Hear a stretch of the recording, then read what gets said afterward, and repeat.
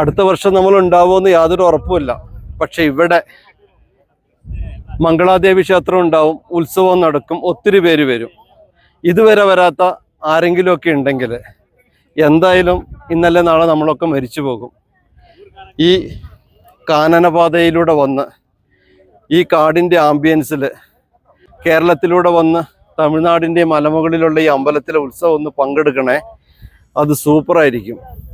Be happy.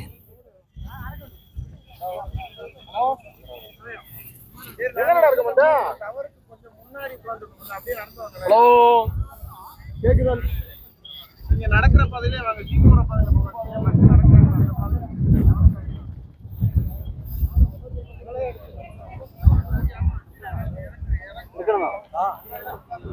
എന്നാൽ ഞാൻ ഇവരോട് സംസാരിക്കാം.